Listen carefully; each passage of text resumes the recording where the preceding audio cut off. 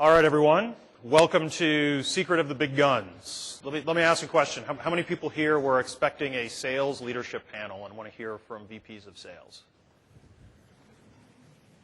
All right, about half of you. A little worried about that, but that's okay. There was actually a little bit of a mix-up in setting up this session. And when they saw the title Secret of the Big Guns, they selected the biggest people at Salesforce to lead the panel. So apologize for that.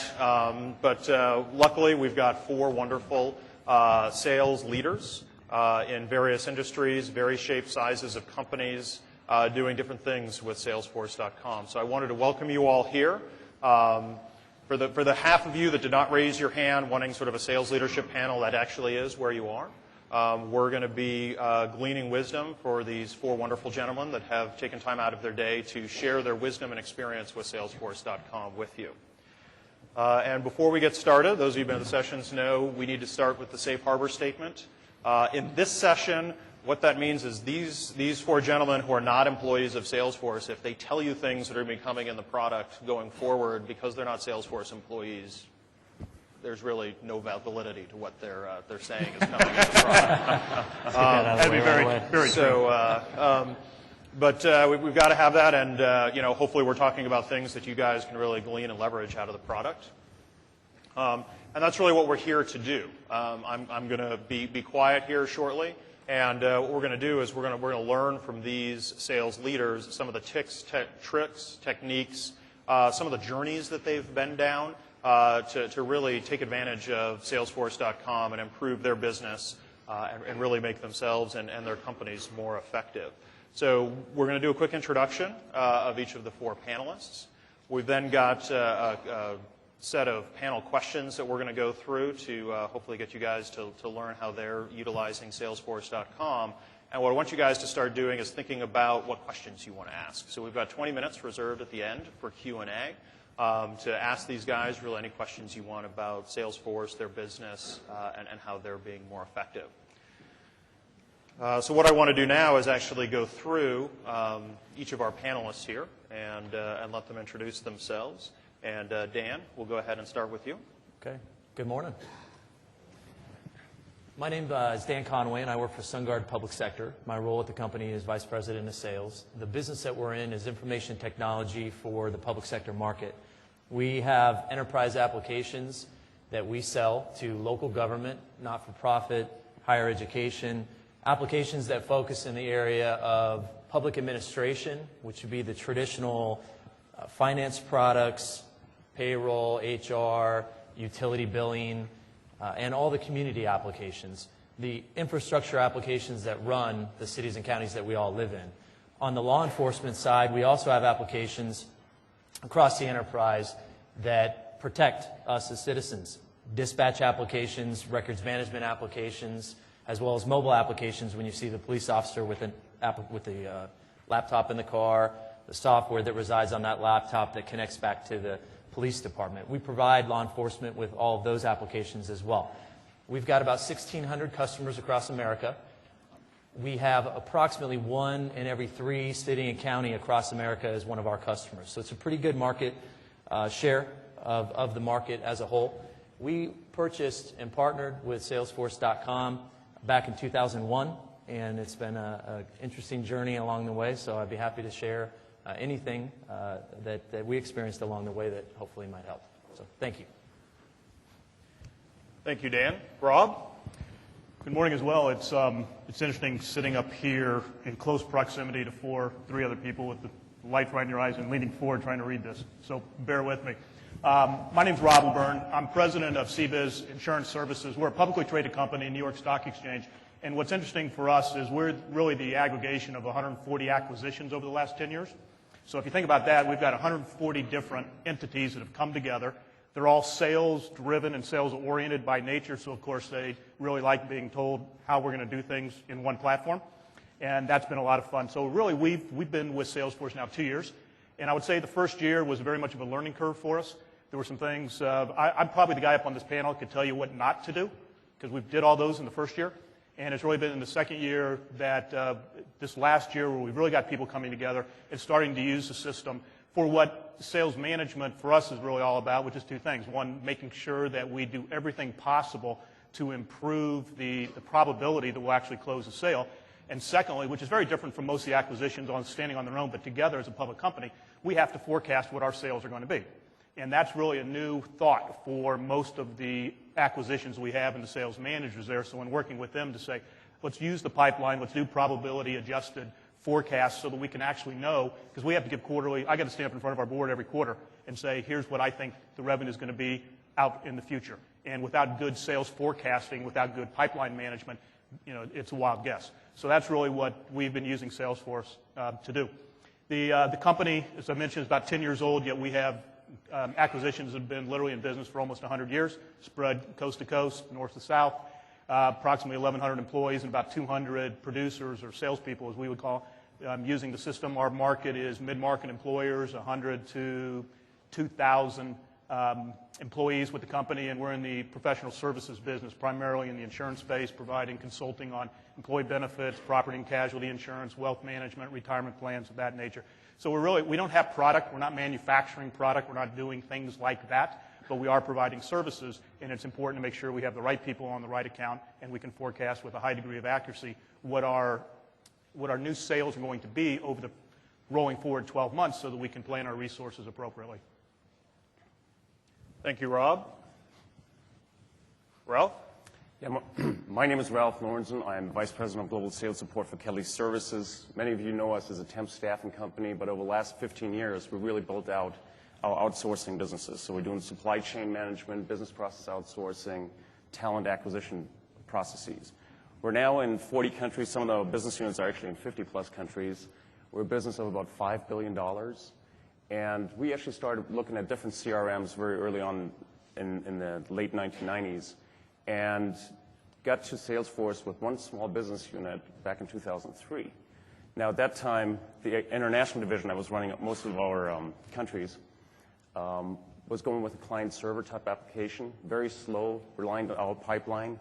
So very quickly, we started shifting to Salesforce.com. We now have 1,000 users on it, and this particular journey for 6 years has really gotten us to a point now where our COO and our CFO are looking on a monthly basis at our dashboards. So we've got that kind of stakeholder investment in it, that kind of leadership focus on it, and that has really made a big, big change in terms of adoption throughout the field.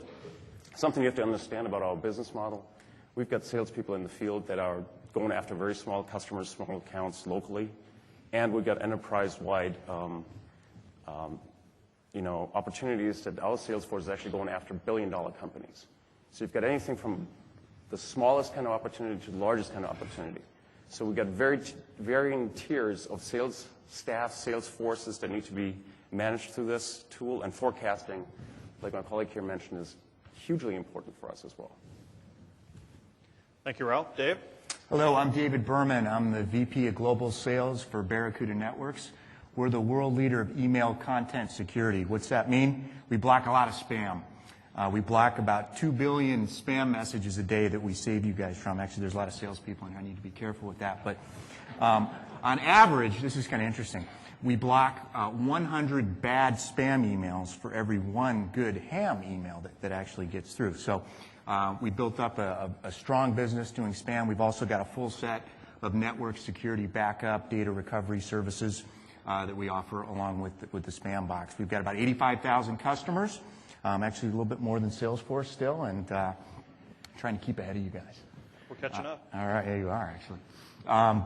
Business is going really well, and we've been a Salesforce happy user since 2003.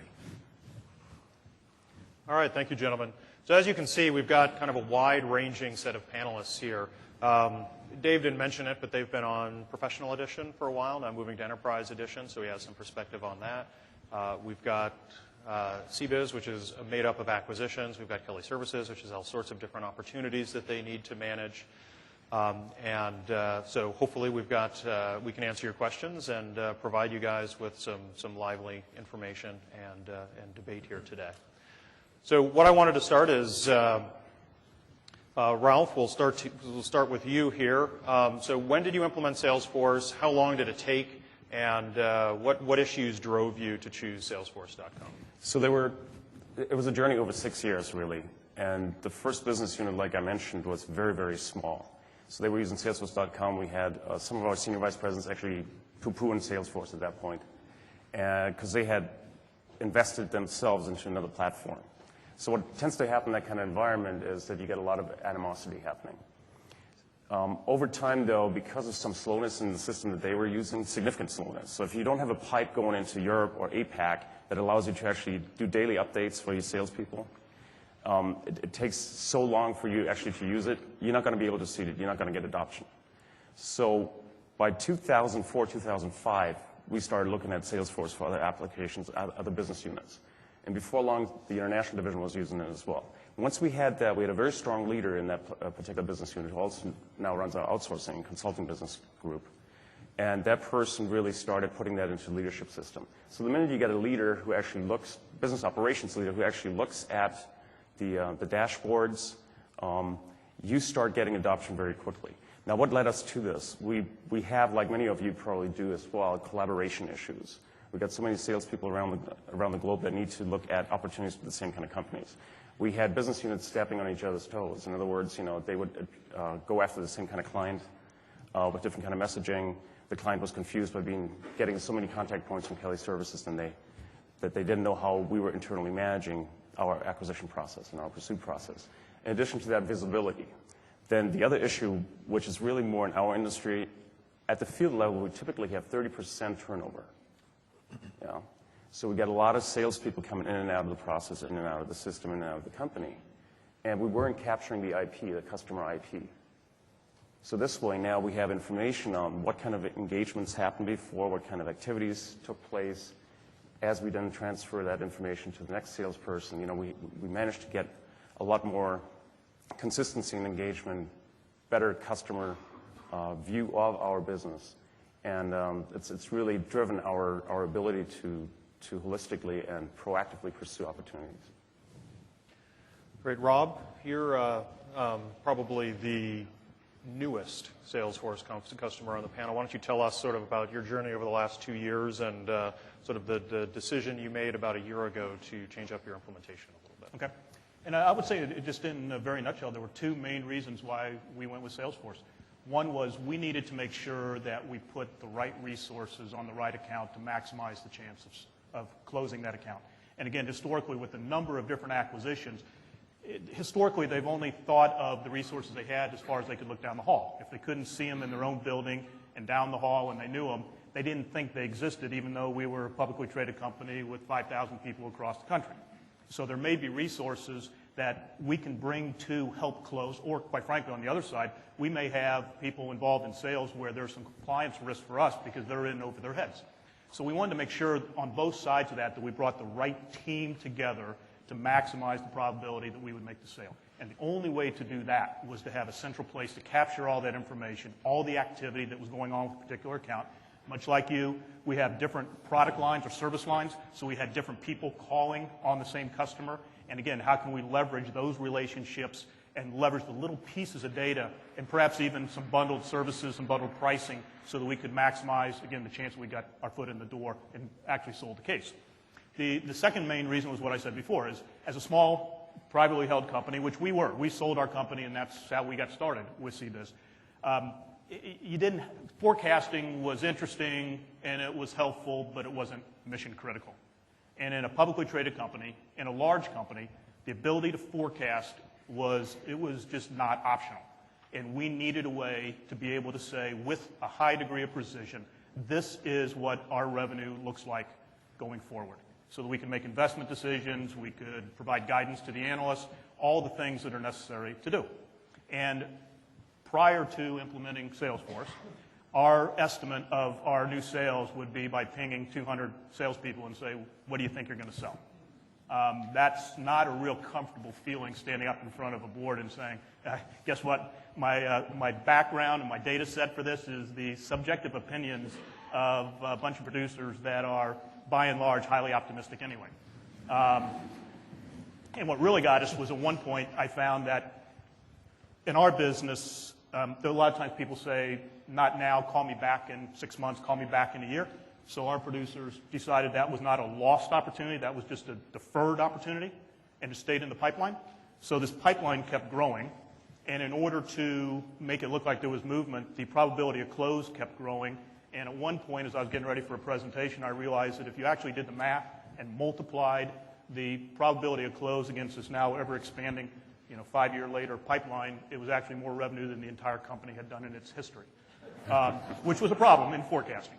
So that's why we said we need a system that can help us, A, collaborate better, make sure we got the right talent on the case, and be able to look in the future and say this is realistically what we think we're going to do.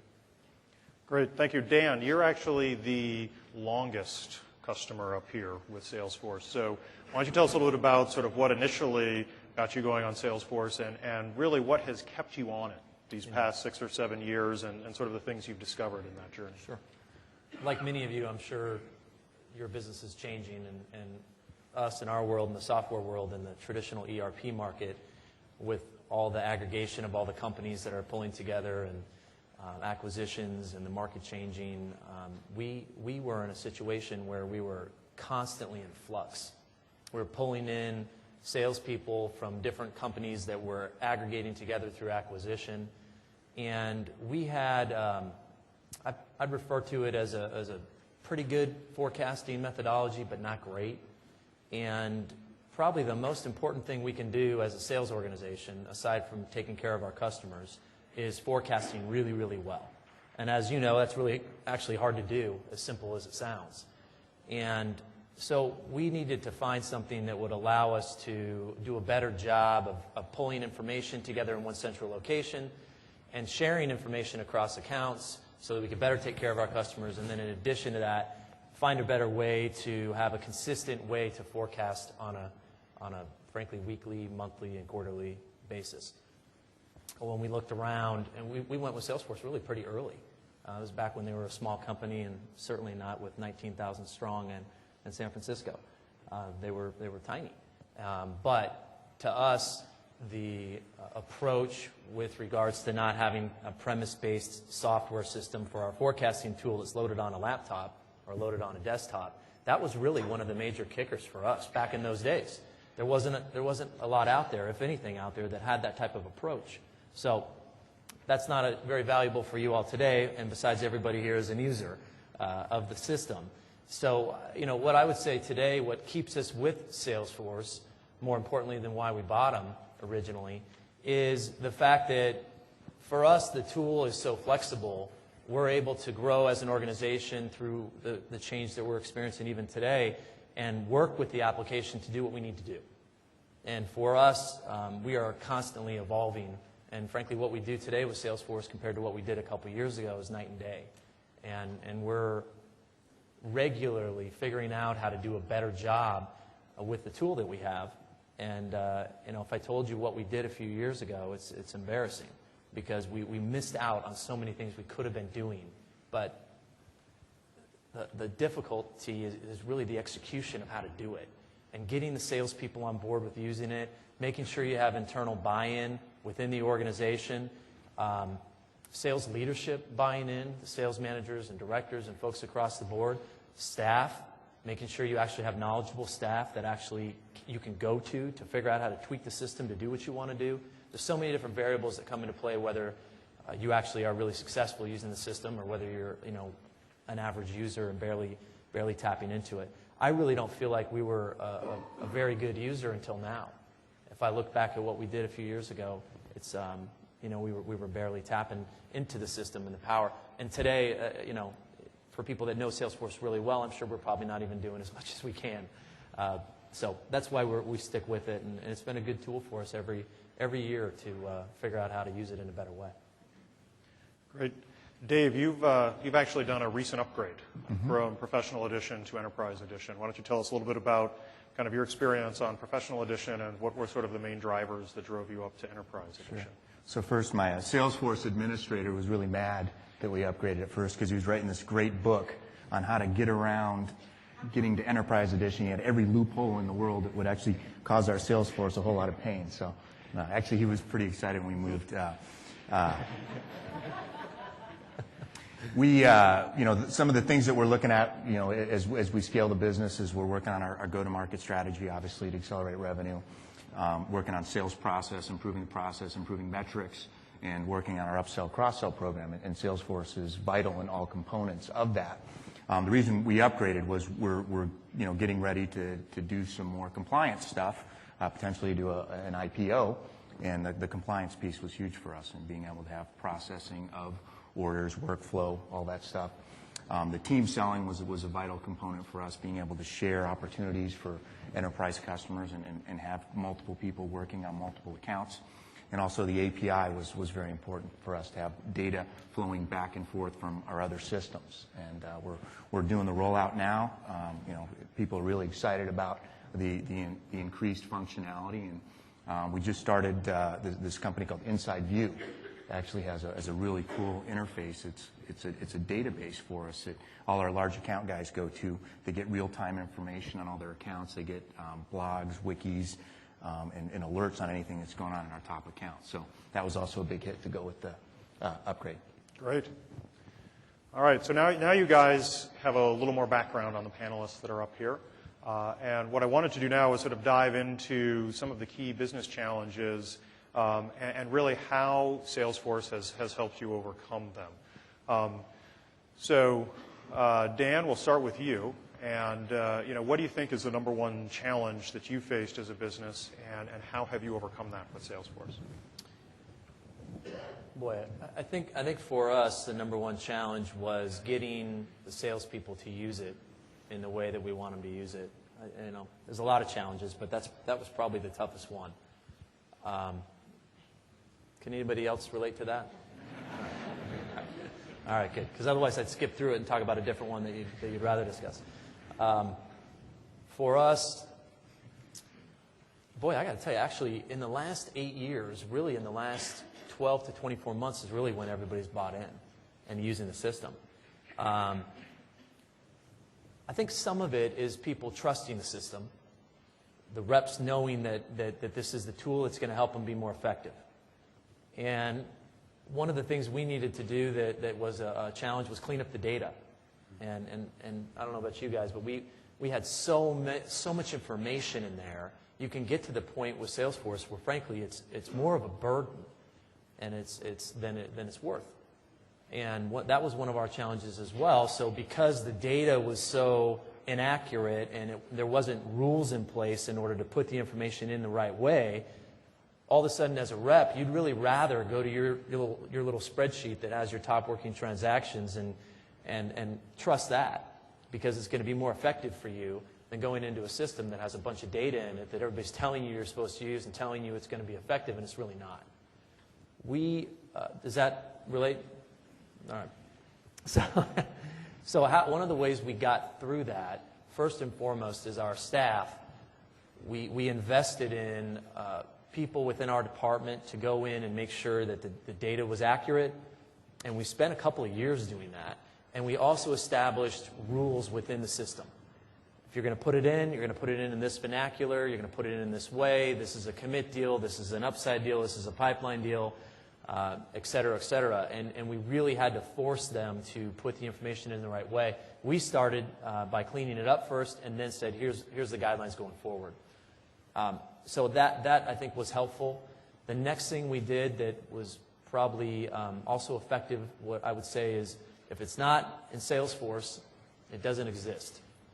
So we started a theme in our company. You didn't do it if it wasn't in Salesforce. Yeah.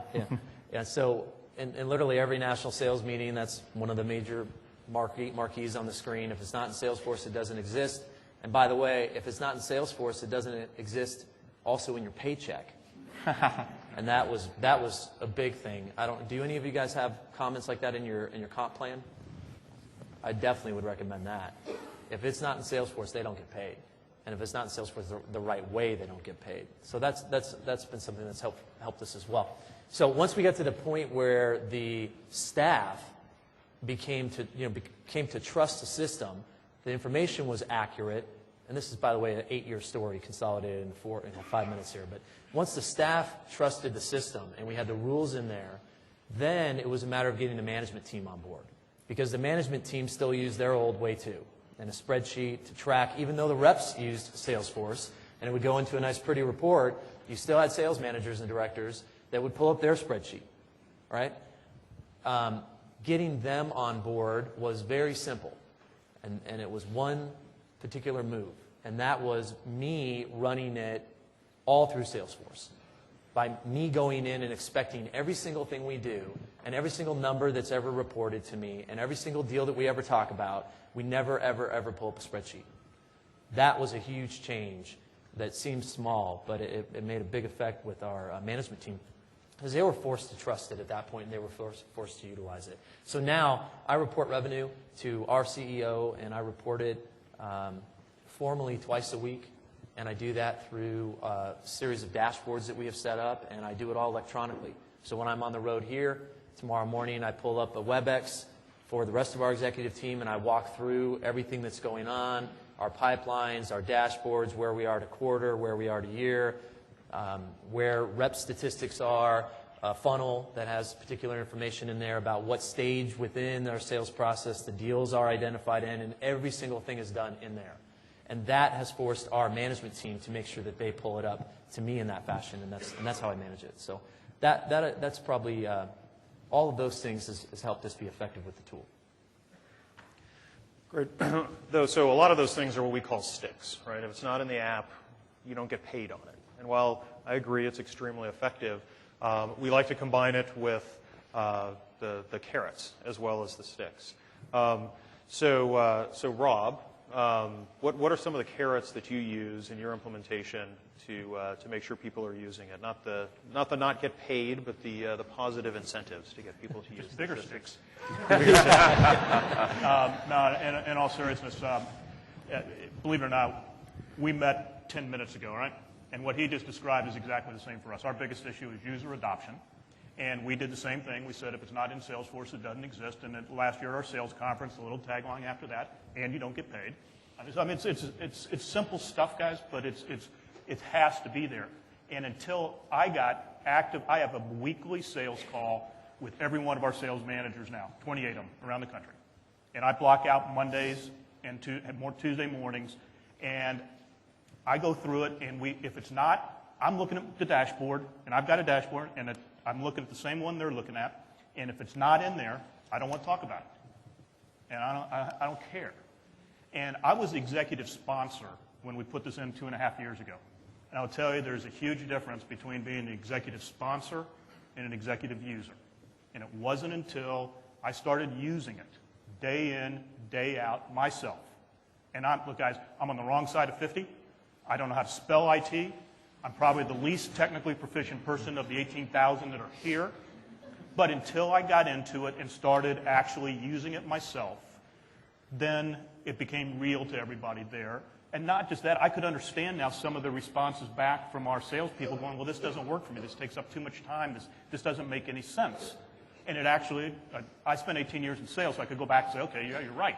And go to our team and say, all right, this is how we need to make it simpler, more intuitive for basically people that are in that quadrant. And our sales guys they're aggressive drivers. They are not analytics. They don't think linearly. They think, how do I get this done quickly, kind of big picture stuff, and move on. And that's where we had to kind of make some changes there. But in answer to your question, in terms of the carrot, here's what we try to do. We try and identify the bigger open opportunities out there that have progressed far enough in the pipeline that we can commit some additional resources to as an organization. That, again, typically a small local firm that we acquired would not have that ability to bring those resources to the table. We have an actuarial team. We have risk attorneys. We've got we can do some pricing discounts. We can bring some things from a corporate standpoint. But what our carrot is, if it's in Salesforce and we're going through it and we can identify where it is and it's a big enough opportunity, it's far enough along, we got the right team assembled, then I'll be glad to put additional resources to this to help the company help you sell it. And then what we always frame it in, and again, this goes back to growing up in sales myself, is, and let me tell you what it means to you in real dollars in cash compensation. And so our biggest carrot is the ability to bring additional resources, but only if the situation becomes visible that we know about it. And if somebody comes to me and says, I need some help on this deal, and I look it up and it's not in Salesforce, I say, I'm not going to help you. And you can say it's a little bit of a stick, but the fact is the carrots aren't there unless they're supporting the system and getting it in the process. Great. We have a little spin on that. We actually track now the number of activities that take place in Salesforce, and we measure it on a weekly basis. Started measuring it, people were doing about 100 activities per week. We're up to about 200 now. And we're really struggling with our field guys trying to get them to log their activity, because they'd wait till the end of the day and then get busy and they'd go, watch TV or something and never get it done.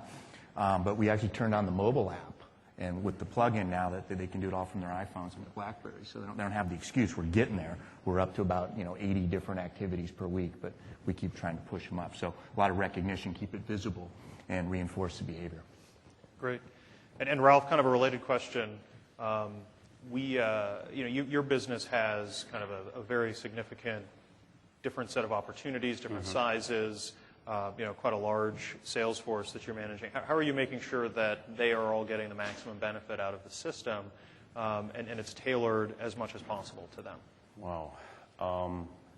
We actually now have individual dashboards for each one of these salespeople in the field. How do they get the most benefit out of it? It's a leadership system, really, that needs to be deployed. And if you start from the top, go all the way down, and you have your sector managers, the zone managers, you've got your global sales teams, account management teams, all looking at the data. So before long, you've got everybody starting to use it as well in the field. Now, one of the biggest challenges we actually had was we had a sales process that we deployed, right? So various steps, going from lead to opportunity, and then you get some more activity around that. You get to the presentation standpoint and presentation, and then you go to the next level, hopefully, to close the sale. There's many more processes that are related to this particular sales process that are not necessarily a traditional sales process. You've got a pricing process. You've got maybe an opportunity evaluation process. You've got implementation processes around that. So one of the things we started committing ourselves to doing is actually looking at those processes as well and try to automate them on Salesforce. So all of a sudden, the benefit for the salesperson is that they don't have to do double data entry. Go somewhere else to maybe complete a form for pricing, complete a form for implementation, complete another form yet, and repetitively put in data that needs to be translated from one place to another. And it's basically the same data points, right? So that really was a great benefit for these people. Now, on the downside, we were asking them to document a lot more. And I'm sure many of you have that issue. Salespeople are salespeople. They want to be in the field. They want to be in front of the customer. They don't want to document. So, but we needed that kind of documentation now, much more so, in order to enable all the other processes. So documentation has really been one of the big focus areas for us for the last year. And trying to get people to understand that, if they communicate well in writing these particular pieces of information that are relevant to all the other units, the benefits in terms of reduced phone calls that they're going to receive from these guys seeking clarification is tremendous. And, if you measure something like this, all of a sudden you're looking at 3 hours per week being saved for your salespeople, 3 hours that can be used engaging with clients. So we've seen tremendous benefits around that. Great. What I actually want to do now is go. Actually, going to skip ahead a little bit. What I want to do is that's kind of the benefits for a lot of your sales user. What about you? So what's the number one thing that each of you individually get out of Salesforce? And Dave, we'll start down here with you. For me, it's all forward-looking visibility and pipeline, right? Weighted pipeline, total pipeline, how much stuff's moving through the pipeline, what are your conversion rates, what are your lag time? And, and one of my interview questions is my best interview question, I'll tell you guys. What's the most important thing to know to be successful in sales? Ask this on every interview. Nobody ever gets it right unless they heard me speak. Have a full pipeline at all times, and that's what we preach. That's what we drive, and we're maniacal about it. And if I got a full pipeline, we're confident. We know we're going to make our numbers, and it's going to be a good year. And what have you done in Salesforce to make sure you always have visibility into that pipeline? So we're tracking the number of opportunities that come in on a weekly basis, tracking close rates by each stage. We've got it, all the way down to the rep level, to the manager level, to the geo level, to the theater level, and if it gets off track, we jump in right away and figure out what we can do to help coach at each different stage and give them guidance so that they can be more effective and start pulling stuff through. We do a great job of getting lead gen. Our marketing team's amazing. We get more leads that we can actually handle. So you've got to be smart about what you invest your time in and which stuff you're going to take all the way through the funnel. We try and throw as much bad stuff out up in the beginning so you can qualify and focus on the right opportunities. And what's the most surprising thing you've measured or put on your dashboard that's really surprised you in the value that it's brought back? Most surprising, the big deals we started measuring. This was a new metric for us, but the big deals that start popping in when I put them on my dashboard. And the first thing we look at after we go through pipeline is what are the big deals, and we're getting $1 million deals start popping up. And start having good discussions on. Before we weren't tracking it, there was no visibility on it, and it's nice because it just drives pipeline stuff. People before, I think, would hide it and try and keep it at a low state and not have to get dug into. But what we do is we do a pretty good era of coaching around it, so people actually want to bring them, get executive resource in to help. Okay. Rob, I'm going to go down to you. So you being kind of a number of acquisitions here, how have you leveraged Salesforce to help in that acquisition process and kind of enable your salespeople to be more effective through all those acquisitions on a single system? I think there's a couple things. One is one of our biggest challenges has nothing to do with Salesforce, and that is getting people culturally to think that they belong to one company, and we call it one CBIZ, and not the legacy companies that they came from. And how do you work together and leverage 5,000 people instead of 50 people that you're used to grow the business, secure the account, retain the account? And so for us, a large part of the value, you asked the hidden value of using Salesforce, was to say, okay, guys, let's take a time out. Let's adopt a common nomenclature, common terminology, common process. We got a lot of input from our sales team, and again, we're on our second iteration, so we made some changes based on that input actually once we got it deployed. But it's really been a good benefit to say this is what we mean about being one CBIZ, and we're one company, and we can bring these resources. And now when we say it's in this stage, it's in the closing stage, or it's in the presentation stage, or it's deferred, everybody knows, hopefully, what that means. Okay? And that's the goal, whereas before it was speaking 6 different languages. So it's helped us by having a common platform for our sales, which is the most important thing that we do, is new sales. It's helped us really solidify that we are one company, and it's given us visibility to those accounts so that we can treat them and think, act, and look like one, which is kind of the mantra that we've got out there. And then it's really helpful, kind of a sidebar there, is that we're still doing acquisitions. So we've done 3 so far this year. We'll probably do another 4 or 5 next year.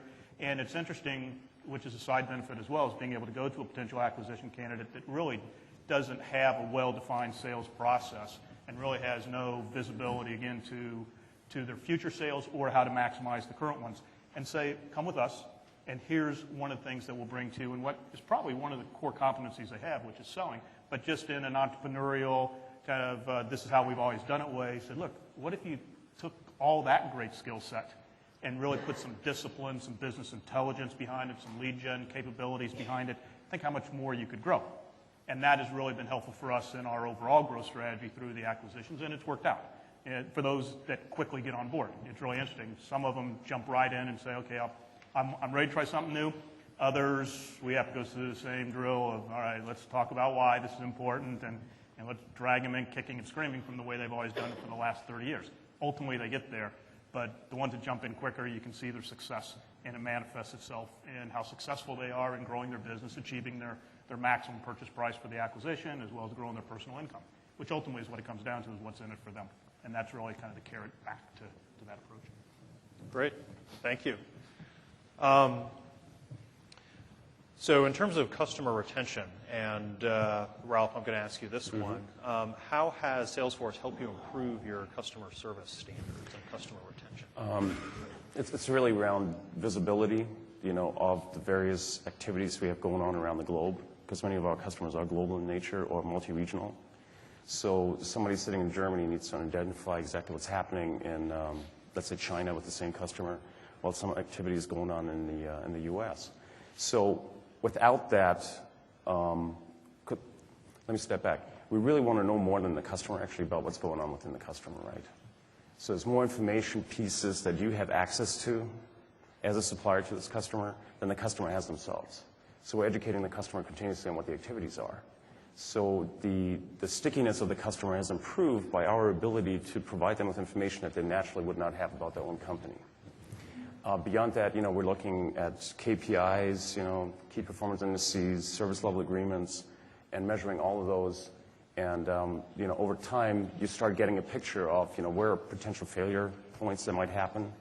What are some of the trend lines that are underlying in terms of your customer service, in terms of your fill rate, for example, on the temp staffing side, and how that's being impacted, and how the client is actually impacted in different regions by that. In addition to that, something we've done more so now than ever in the past is trying to coordinate these global account management teams. In other words, when you have an issue using the sales platform, to have that there's a field we call action step to move forward. Well, that basically is an alert to a multidisciplinary team to let them know that I need some help here in my account. Can you help me? And then we followed it up with conference calls.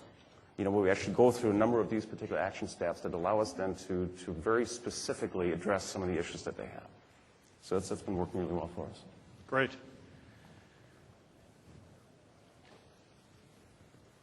We've talked a little bit about measurement, and so in the interest of time,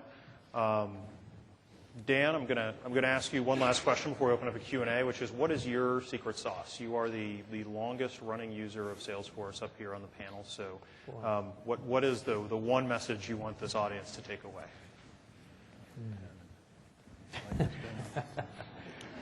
Well, I think the interview question and answer was good. I'm taking that away. I like the pipeline. I guess if I had to narrow it down to one, I would say salespeople inherently are built to fight through challenges and find a way to win, right? That's what they do. They're tasked to do that every day. So to get the most out of the system for leaders, you got to find a way where it's beneficial for them and it helps them and it adds value to their day, period. And if you don't, they're going to find a way around it, right? Number one rule, never ever try to hurt a rep on the expense account area. Everybody relate to what I'm saying? Because they will find a way to get you, right? They'll find a way to add mileage. They'll find a way to deal with it. Or, you know what I'm talking about? There's certain things that sales reps are built to do, and they're built to go out there and drive revenue and overcome challenges. So if you put together a system with Salesforce that doesn't help them do it in a smooth, easy way, they're going to fight you the entire time. And I think one of the things that we've tried to do is to look at, you used to have to send this spreadsheet to us that had all this information. Your sales manager would call you 3 times a week asking the same questions. What if we take that, we aggregate it right into Salesforce, and we'll stop calling you? Okay, right? So I get what I want because I get the data I want. You get what you want because we don't have to call you with the same questions 3 times a week. So I would look for ways to try to make it beneficial for them, and I think you'll win. All right, well, what I wanted to do in the last 20 minutes that we have here is actually turn the questions over to you and let you guys ask any questions of the panel that you want. And so we've got Dan, Rob, Ralph, and Dave here, and my lovely assistant, Vanna. Or Pat is actually, we've got a microphone right here in the center if you guys want to come up to the microphone and ask these guys questions. Sure.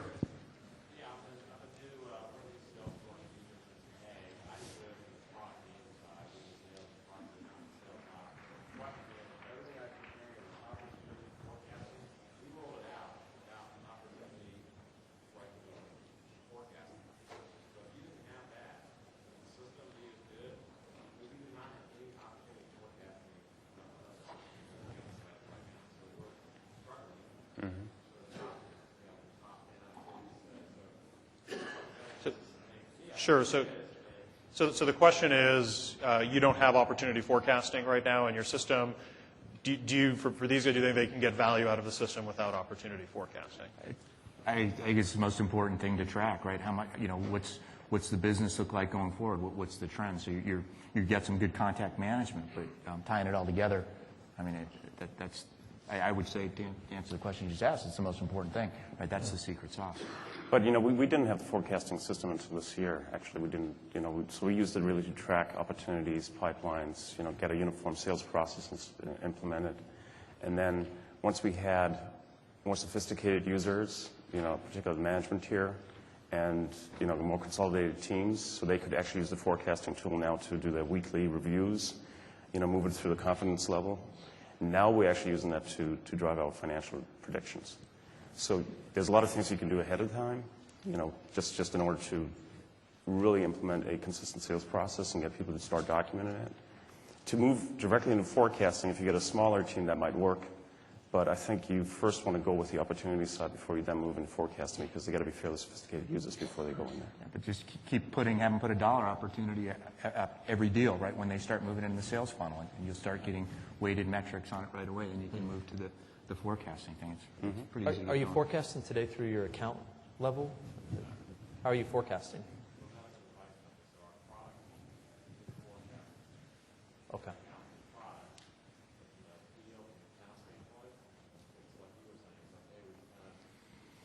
Yeah. Yeah. Yeah. Well, here's my answer to the question. You absolutely need it. There's no question. I mean, it's invaluable. The things you're going to be able to do by tracking it at the opportunity level, I couldn't imagine if we didn't have it. It's valuable. We didn't use it well at the beginning, and so we used it effectively just for sale, or to manage the sales process, and so that was very helpful. But we were only getting half the pie. And the other thing we're using forecasting for, because a lot of our sales managers don't really need to use it for financial purposes. But I talk to them and say, well, then how do you know how well your sales rep is doing, and which ones might need some help, and are we going to keep them? And you measure, from a sales management standpoint, you're effectively forecasting. Do I think this salesperson is going to hit his goal? Well, let's use a tool to do that rather than just intuition or what they tell us or what I think is going to happen. The tool makes it much more objective. Then you can layer on the subjective thoughts you have and experience and the wisdom that you have. Yeah. So I agree. Forecasting is very important. Great. I'm going to turn it over to the microphone now. Great. If you could share some advice on how to move executive leadership away from looking at Excel spreadsheets and onto Salesforce. Don't give them anything else. Yeah. But they're the boss. Yeah. I'll take a stab at that one first. Well, when you say executive leadership, when the VP of sales, right, typically forecasts the revenue up to the next level, president, CEO level. Are you struggling more with the VP of sales adopting it or Yes. the CEO? VP of sales? Both. Okay. Oh, right. That's tough. Thank you very much. No, but if you build That's all it, I got. No, don't leave. But I think what I would do, one, I would, frankly, one piece of advice might be to connect with your sales rep for Salesforce and have that person help you connect and network some people who do use Salesforce in a larger way with your VP of sales so that he or she can see the value in it. That I think you just need to get some exposure to how much easier it's going to make your day and how much more accurate your information is that you can share with others and what you could do to predict the business on a regular basis. And once he or she sees what they can do with it and have some more exposure to that, I'm confident that they're going to realize what they should be using. I think, though, if you build them a dashboard that's meaningful, all CEOs and VPs of sales want to know where they stand at all times. So if you've got the real-time sales coming in, you give them a pipeline, find out what they want to see, they'll be clicking on it, right? And they love bragging about that and showing that off. But I'd go after them, give them a dashboard. Good morning. I have a follow-up question on forecasting. I was wondering if you could briefly describe how your organization goes about doing sales forecasting, what role the Salesforce.com tool has in that, and how's it going for you? I might take that, yeah. So the forecasting tool is really in our organization for the sales organization. So they are using that to predict, the win ratio. In fact, we used to be 20% accurate. We're now closer to 90% accurate on our close rates. So we're really looking at the dollar volume, and that there's overrides for the vice president of sales. If you, for example, like a lot of people do think that the sales forces are too over-optimistic, they might adjust it. But that then also is shared with the CFO and the COO. So they understand, what kind of forecasted totals we're likely going to have. But beyond that, our financial organization does not look at Salesforce.com. I mean, that's about where we've limited it at this point. We actually work on it with finance together. So what we do is we do a roll-up from the sales rep, sales manager, take it tops down with the finance team looking at the same data. Usually the answer is somewhere between the finance team and the sales team, and you use historical patterns, and then you figure out based on both, and it's been pretty successful. So. And at what point do you pop stuff out into Excel spreadsheets and continue that discussion? Yeah, we still use Excel, right, just to give it in different formats. We want to get it more automated into Salesforce, but as long as the number's right, it's okay. Right? But we would like to get it all, built in. All right, thank you. My question was a bit along the lines of getting the top executives to get involved as well. I think the presentation that you guys have given here, and I'm hoping to be able to share that with some of my sales leaders as far as getting them to watch this. Do you have any kind of advice? I am actually the person doing the configuration and administration of the system, and looking to improve business processes. And I'm always sort of the running around wild-eyed. We could use Salesforce to do this, and that doesn't really go over terribly well with top executive people. And so I'm just wondering if you could give me any advice on sort of timing and how to get the right kind of information in front of someone to say, you need this, because this will really change. I mean, this presentation has been wonderful. I've got so many notes to share, but what would you guys say to somebody like me, that how I can approach someone like you to say, hey, let's take a look at this. This can really solve a lot of your business problems. I'll take a stab at that. What I would do, actually, Brian, are you able to pull up the dashboard? Yes. What I would do is I would find an area that will save them time and help them be more effective. A good example would be Melissa in the front here was able to find a way to help one of our sales managers take what took him probably 10 hours a week minimum, and was able to find a way to get that manual process probably 6 months ago into Salesforce, and it saves him easy 10 hours a week. He used to get a roll-up of all the information that was in Salesforce that we have in our process. It would go to a report, but then he would take that and he would put it in an Excel spreadsheet and then apply the formulas that we know apply to the way that we would want to forecast the business. So you take a particular rep on a particular deal, X amount, call it $100,000 in revenue, but we know based on the following parameters, it's an upside deal versus a commit or a pipeline, which is a 60% factor. Pop that into the spreadsheet, and then I'm able to get what I want from him, which is ultimately a forecast that's weighted based on how we've set the rules up. He used to do all that manually, and she went to him and said, guess what? All you have to do now is push this button. Right. And it's unbelievable. And there's a spot in here within my dashboard that all I do is I click on a button now. It's the same button he clicks on, and it pulls up the whole spreadsheet using the Connect to Excel tool, if you guys are familiar with that. And it was able to embed it right there in our forecast, which saves them a lot of time. So I think if you show some value that way, it'll get them interested. Let me add to that. I probably cheated a little bit. And here's the deal. I report directly to our chairman, right? And he's going to get a book about this thick, because we're going through budgets right now, and he's going to read it over Thanksgiving because he still likes getting paper, big 3-ring binders, flipping through literally 4 inches of budget information. So that's who I'm dealing with. So much like we do, he kept asking me 3 different questions. And they were the same questions in different ways, shapes, or form, but narrowed down to 3 questions of data that he wanted, and I knew he wanted. And where I cheated was I knew he wasn't going to go on and log in and do all that himself, so I went to his admin, and I said, Linda, here's what I need you to do. Every week, pull this up and shoot it to him, so he's looking at it every week. And that was a dashboard. That was a dashboard. That you'd pull up. It was the dashboard I created. She pulled it up because I knew he wouldn't. And you need to make friends with the CEO's admin and say, absolutely. hey. You know what? That's why I said I cheated. Absolutely. Absolutely. Okay. Okay.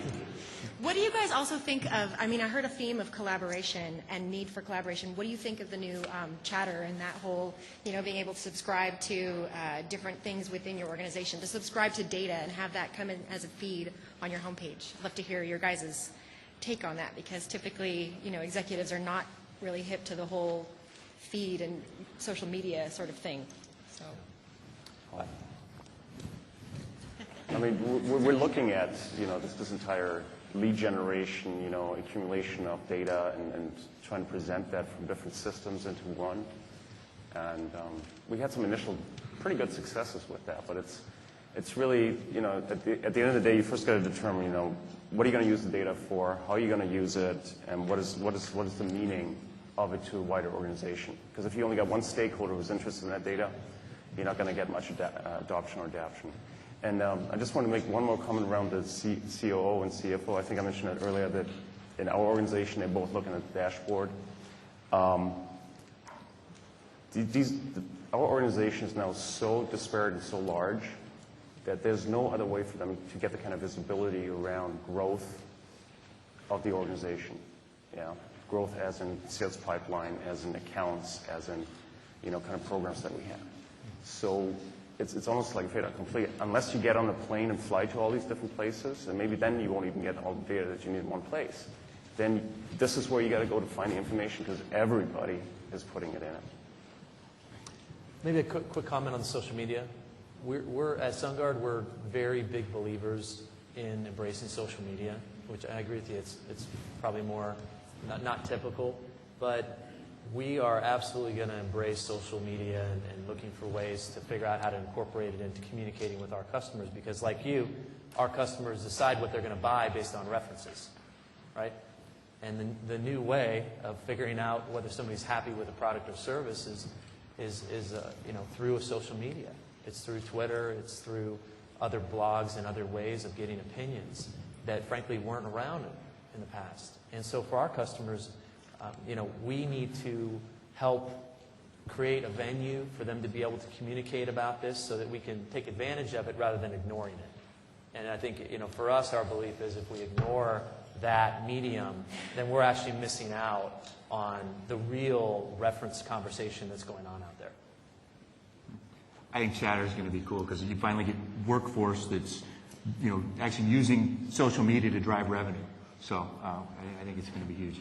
And as the Salesforce employee up here, I think it's fantastic.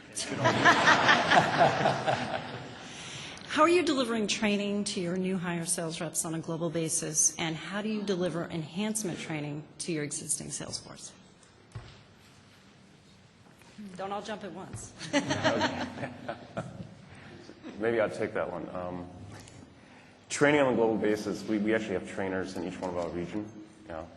We run sessions. We have our evangelists. We actually have an evangelist in our company for Salesforce evangelist.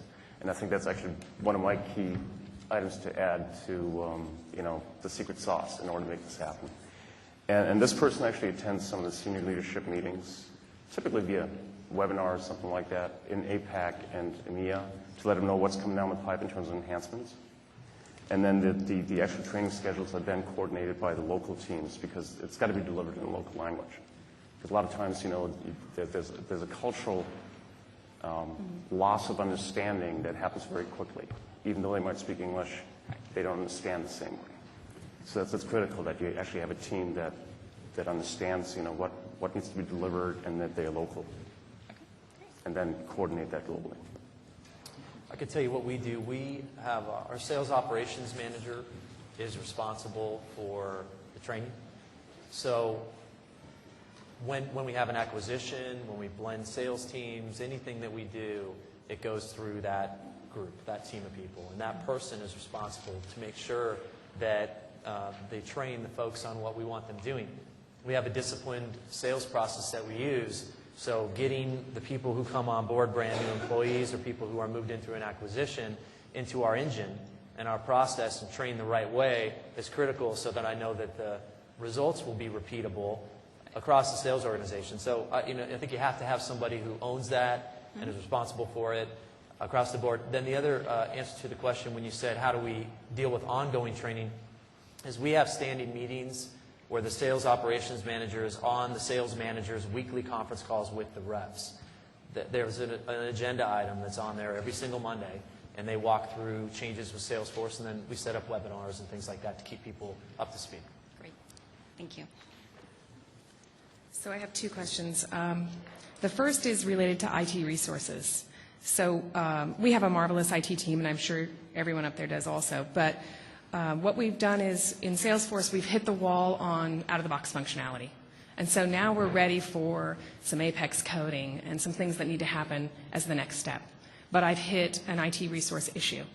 How have you been able to beef up your IT resources or use contractors when you've hit that wall? And how effective was that? Who wants to take that? You've stumped the panel. I guess as the longer-term user, I'll take a stab at that one. Candidly, I don't think we've hit the wall too often.